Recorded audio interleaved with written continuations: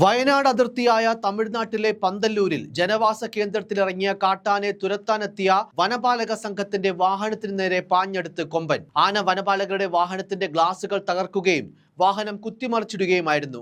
വളരെ ഭയമുണ്ടാക്കുന്ന ദൃശ്യങ്ങളാണ്. ഭാഗ്യം ഒന്നുകൊണ്ട് മാത്രം ആ വനപാലകർക്ക് ജീവൻ തിരിച്ചു കിട്ടിയെന്ന് വേണം പറയാൻ.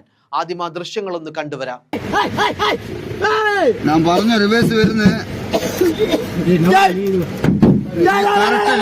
கரெக்டாட்டு ஓட்டு வண்டி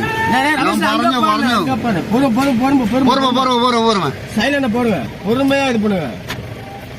ரொம்ப பொறுமையா போனோட தூக்கி விடணும்.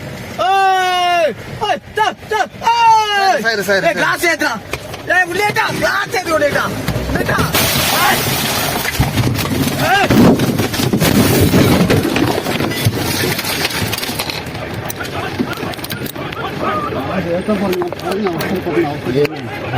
கிளாஸ் ஏற்றி உள்ளேட்டா വാഹനത്തിനു നേരെ പാഞ്ഞെടുക്കുന്ന കൊമ്പൻ വാഹനത്തിലുണ്ടായിരുന്ന വനപാലകരെ ആക്രമിക്കാൻ ശ്രമിക്കുന്നതും ചില്ലുകൾ തകർക്കുന്നതും വാഹനം കുത്തിമറിച്ചിടുന്നതും ദൃശ്യങ്ങളിൽ വ്യക്തമായി കാണാം. മാത്രമല്ല, പ്രാണഭയത്തിൽ ഉദ്യോഗസ്ഥർ അലറി വിളിക്കുന്നതും കേൾക്കാൻ സാധിക്കും. ആദ്യം വാഹനത്തിന് അഭിമുഖമായി മുന്നിലേക്ക് ഓടി വന്ന ഒറ്റയാൻ വാഹനത്തിന് തൊട്ടരികിലെത്തിയപ്പോൾ വശങ്ങളിലൂടെ കടന്നാണ് വാഹനം കുത്തിമറിക്കാൻ ശ്രമിച്ചത്. ബഹളം കേട്ട് ഓടിക്കൂടിയ നാട്ടുകാർ ചേർന്നാണ് ആനയെ തുരത്തി വനപാലകരെ രക്ഷിച്ചത്. പന്തല്ലൂർ ഉപ്പട്ടി റോഡിൽ തൊണ്ടിയാളത്താണ് ഒറ്റയാൻ ഇറങ്ങിയത്.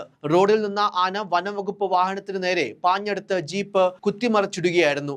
രക്ഷപ്പെടാനാകാതെ ജീവനക്കാർ ജീപ്പിനുള്ളിൽ കുടുങ്ങുകയും ചെയ്തു.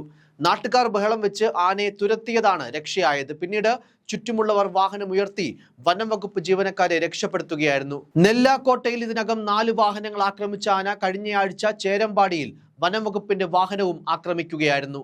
ആന വാഹനങ്ങൾ ആക്രമിക്കുന്നത് പതിവായതിനാൽ യാത്രക്കാർ ഭീതിയിലാണ്. മലയാളികൾ ഏറെയുള്ള സ്ഥലം കൂടിയാണ് Pandalur. News desk, focus news TV.